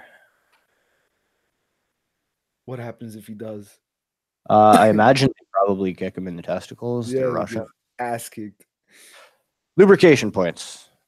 That one, the channel that the opera The rides charging in, handle. charging handle, Uh-huh. op rod, same thing. Uh-huh. The cutout inside the charging handle where the roller goes. You want to Right. lubricate the roller. The raceways for the locking lug on the other side of the bolt. Okay. I also put a little bit of grease up here because the top of the bolt does make contact with that. The raceways are outside, right? Like the raceway for that holds the charging handle in place is outside. okay. It's And what's that channel there. on the other side? It's on the inside. I get it. The bolt, the bolt lugs are on the inside. Got you it. probably can see that. I can't see. I know what you're talking about, but yeah. Maybe if you hold it a little lower. Anyway, Doesn't think matter. uh That's about it. that's it. That's what I grease. I oil the spring. Okay. I oil the pivot points in the trigger group. Okay. That's it though. Grease your Easy. bolt lugs, channels the bolt lugs right in. Anything that slides, I put grease on, and that's all I do. Easy. Easy. You know, one thing I don't like about this Mini 14, aka this, is that you can't clean the barrel from the chamber. Yes, you have to clean from the muzzle end. Do you have that crown or whatever it is for the? They used to sell this. I guess it's like a crown or something that when you're if you decide to go muzzle end first to clean, it helps you not damage your crown, I guess. Pro tip: get yourself a fired 12 gauge hull. Drill out where the primer goes, big enough for your cleaning rod to pass through. Bob's your uncle. Oh, say that again. A fired 12 gauge hull, Hole? hull. Shell. Okay, okay, okay, Drill out the primer okay, to wide enough for your cleaning rod. okay. There's your bore guide for an M14. Ah, nice. Although you could always use a bore snake, right? Yeah, that would be a way to go. All my and Boyd's wood stocks don't come with the metal bits. That's right. All my metal bits are USGI and not Norinco. Okay. Not for any particular reason. My friend found out about this whole internal stuff the hard way. He bought a Mini 14 with the polymer stock, but he always wanted the wood one like I had. So he found one on eBay, sold his, bought the one on eBay, and realized it didn't come with internals. Yeah. Good time. Let's do a function test here. A danger with working on your own M14, especially fitting a stock, if the trigger group doesn't mate right with the receiver, Mm-hmm. you can make a full auto gun. Oh, won't want that. Trigger reset doesn't work if there's too much stress between the trigger group and the receiver. Is it full auto or is it like a runaway? Like Well, runaway. runaway, yeah, like there's no okay. Well, I don't know. How do you define? Because when you stop pulling the trigger, it'll catch again. Oh, so it's full okay. So it's full auto, I Becomes full guess. auto, yeah. First time I fitted this stock in, did my function check, and it was not. This year was not engaging on the reset. When you put the stock, okay. You went on the cheap. Okay, okay. So a Boyd stock requires some inletting for a Norinco because the footprint is slightly larger on a Norinco than it is on a Springfield. Hmm. See this groove right here for where that tab is? Mm-hmm. That ended right about here when I got it. I had to hand cut that. Man, you do that? Yep. Very clean. Yep. So that will be, your heel will actually not be engaging. The heel of the receiver will not be Mm-hmm. engaging the top of the stock unless you inlet that. Very cool, man. So you said 2600. That's before the rifle, right? No, that's total. That's total. 650 for the rifle. And I'm counting the scope and every little bit on I it. was gonna mention I mean, it's expensive, but damn, it's like not even the same rifle at that point, right? Oh no, it's not fair to call this an Norinco anymore. No. Quick funny story. Can you pull do you pull the trigger? Like, are you okay with that? Can you go like first stage, second stage? Sorry, I'm just being a Well, are you trying to see the trigger? Like, can I pull yeah, it I with just my want to thumb see on the how other yeah, side? yeah, that's fine. first stage, 168. Nice. right? Uh-huh. Perfect. Oh, and then pull the trigger and do the charging handle ones, please. Like keep it depressed. Do the function Yeah. test. I just This want to is see this is hard, man. I want to see the reset real quick if Uh, that's possible. Yeah, it's that's really perfect. hard on No, that's camera. perfect. That's perfect. Okay, Okay. Perfect. reset. Dude, so cool. That's why I love two stages because it's like it doesn't go all the way out, right? It goes just to your first stage. Yes. Now this is not a good trigger, right? There's a ton of over travel. Alec, was my M1A two stage? Probably. Okay. I'm pretty sure all M14 trigger groups are two stage. Mini 14s? I can't speak to that. Would you ever But get a Mini 14?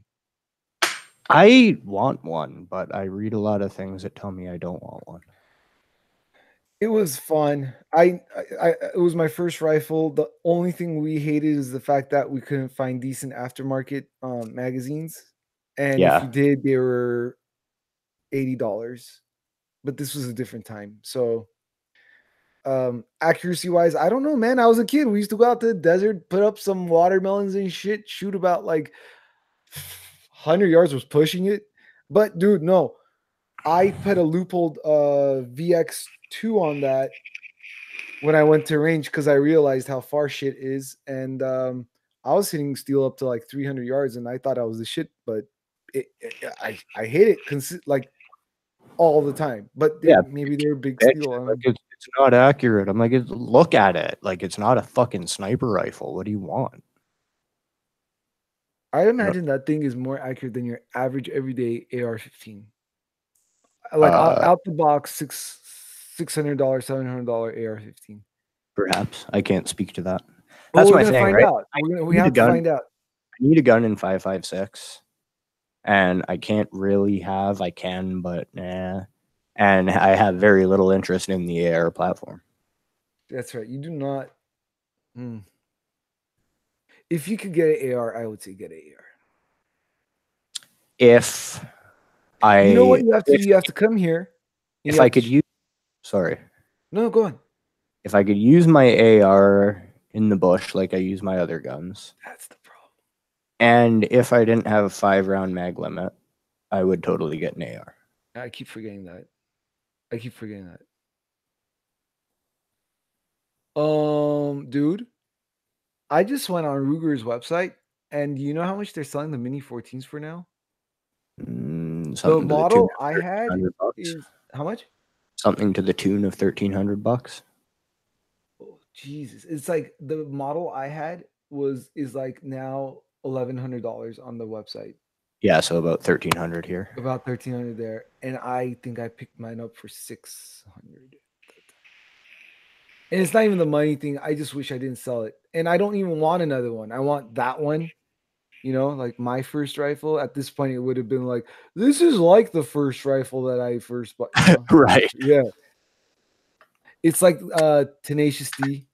This is not the greatest song in the world. It's just a tribute. I mean, this is my first rifle. Never sell it. No, I won't. For all the work I put into this thing, fuck that, it's mine.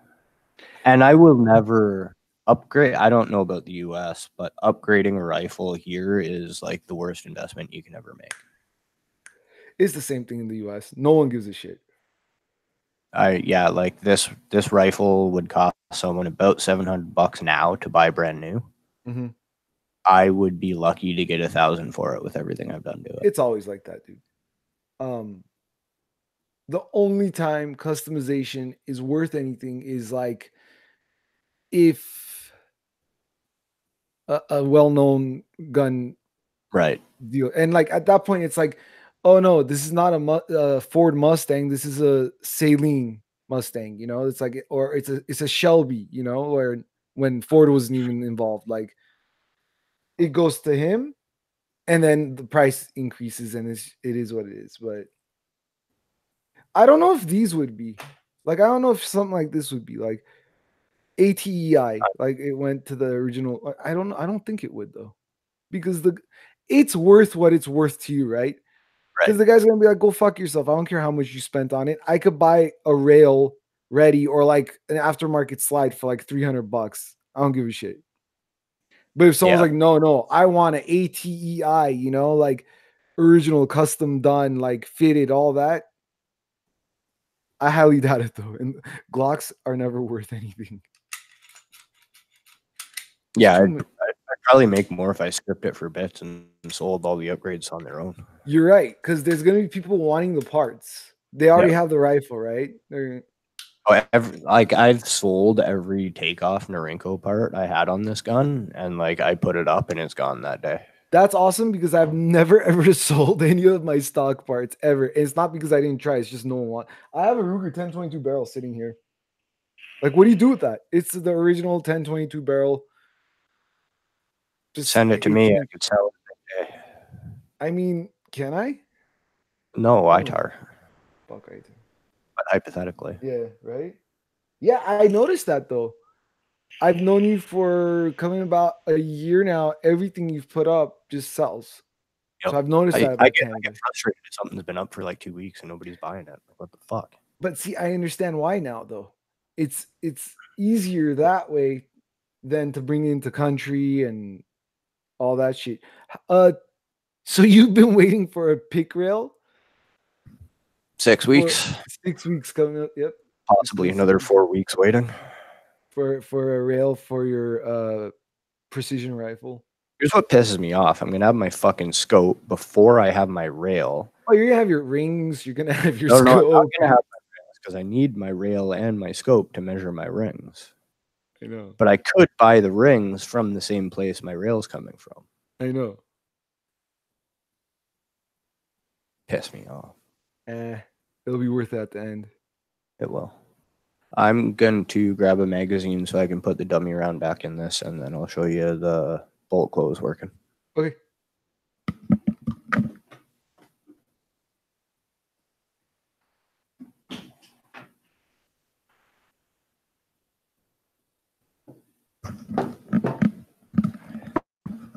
There's like cat hair on all this, but I don't have to give a fuck because it's an M14.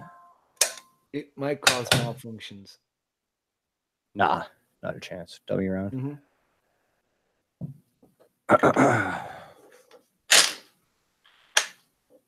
My dog hates this rifle. It's very loud. Yeah. You rocked it in like an AK, huh? But not as it's not as extreme though, like an AK. But they got that cutout interfaces with that op rod spring guide. Is that rivet over there? That's my. It's a 5-round. My high security mass shooting prevention device. 5-round. 5-round.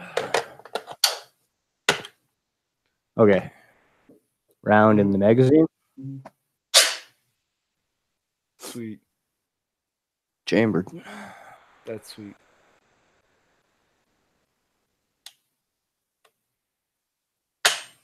Dude, that thing's gonna be. I kind of just want to go there to shoot that thing too, just to feel it. Like I can't even bring this into the U.S. You can't. I don't think so. You could bring your bolt, right? But you can't bring any of my guns. Oh, it's a Norinco. Forgot about that. If I move to the States, that might be when I have to sell this. Oh shit! Even then?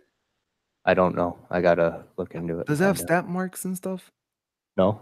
Okay, then we'll talk about that. Look at.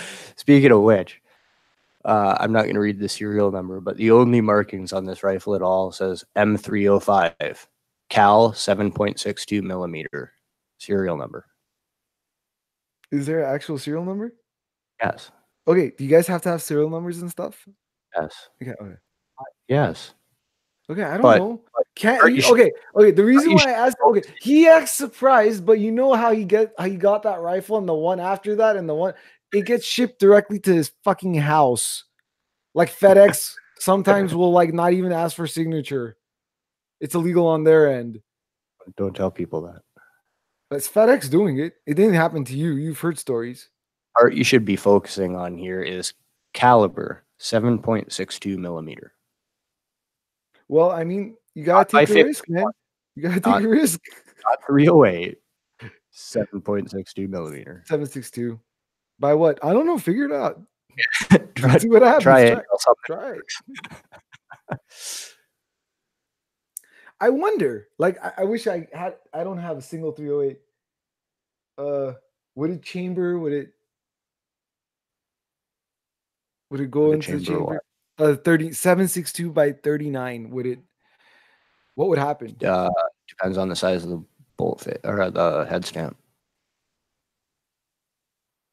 Is the head stamp on a by 39 the same size as by 51? No clue. No clue. It's shorter though, that's for sure. If it was, it would chamber. You can get now. They make Norinco makes M14s in by 39. Yeah, and forever they were making the mini 30s. I just never. It never appealed to me. No, fuck that. If I'm gonna get a commie caliber, I might as well shoot it in a commie gun. Yeah. What would you get SKS? Like what would I get in a perfect world, or what would I get? No. What would you get, like, realistically? I just wouldn't. There's no guns that are available to me. Well, CZ58. CZ. Yeah, I'd get a 58.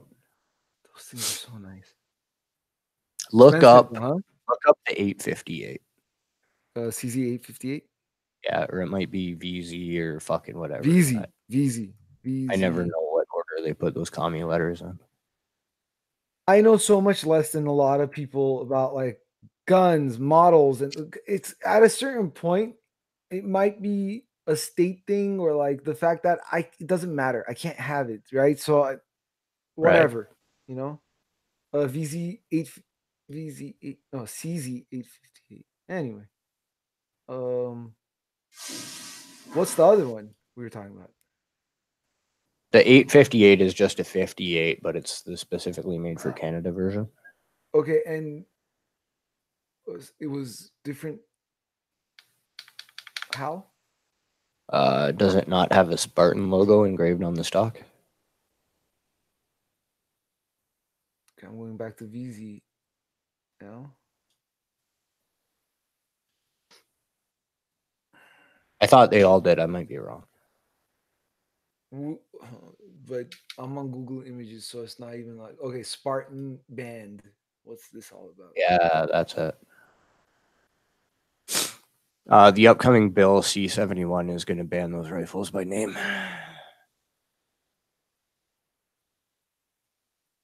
If you have them, you have them.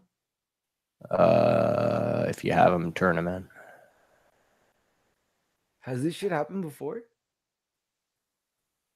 You know what? I don't know. I might be wrong about that. Like, when they prohibited AKs, I know there's people alive today that still have AKs.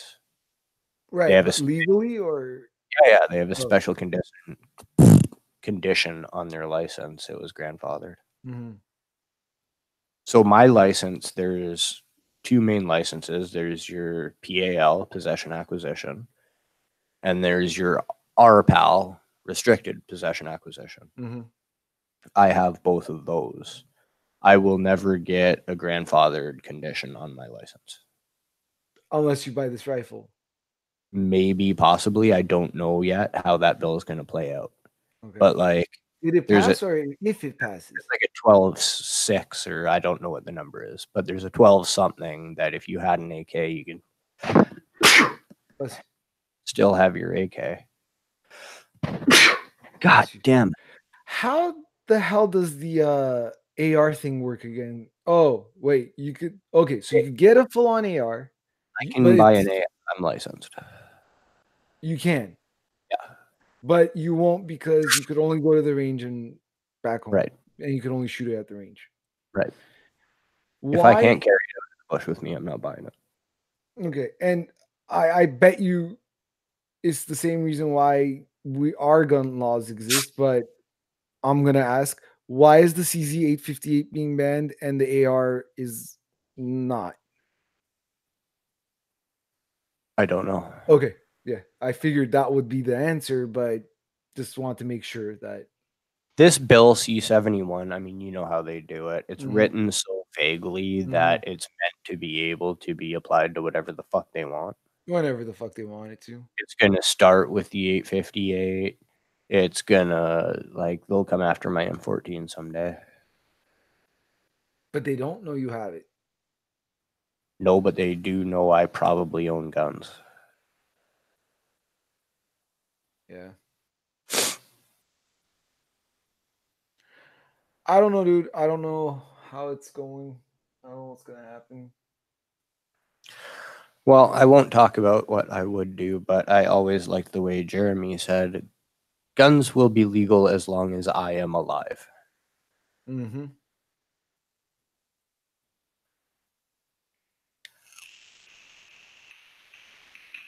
Tell me this. Hypothetically speaking, you went and bought an AR-15. How close is the nearest range to you to go and fire that firearm? To go shoot it legally, What, just like completely. literally in terms of driving over there? Yeah, like since their rules are like from home to range, range to home.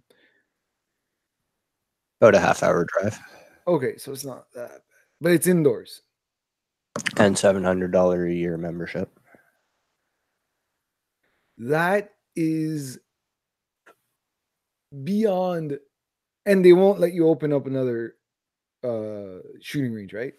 I'm Or is pretty it sure just it's this? pretty sure it's illegal to have a shooting range in Toronto proper. Right?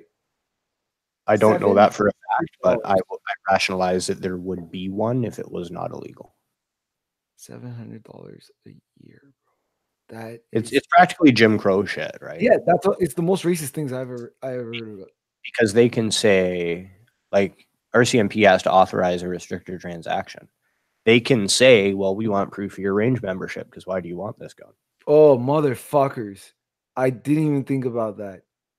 So not only does is the guy gonna spend money on his gun, he's gonna have to spend money on his membership. Let me ask you this: what happens if there's a condition on that, and he stops becoming a member? He has to give up his rifle. No, Okay, um, not black and white, yes or no. right, but It not does. necessarily. It does open the window for that to happen. And here's another interesting thing. So when you start buying restricted, if on your first restricted rifle, they could, since they're gonna look into it every single time, there's always the possibility of them like taking your other license away or something. It's potentially possible. Mother. Now, I will say, for all these possibilities, all the bullshit laws that there are, Mhm. it is my experience and what I have read from other Canadian gun owners that once you have your license, once you have your shit, you're not really under very much scrutiny. Yeah, because that would be the logical thing. Because like, okay, I don't. While I don't agree with it, fuck. Like, look at all the shit you went through. Like, they know you, right? Like, they My need fucking to, name's run through a criminal check every 24 hours. right? And like, it's the same deal here in California. Now, I don't know anything about like that whole running thing. I don't think we have that. I wouldn't be surprised if we did. I also wouldn't be surprised if we did and they didn't tell us. But the fact is, if I go to Turner's Outdoorsman right now and I'm like, I will take that gun. I pay them my money full up and I still can't take it home for another 10 days. Like, are you fucking me? Like, because that's the gun I'm gonna, like, it makes zero sense.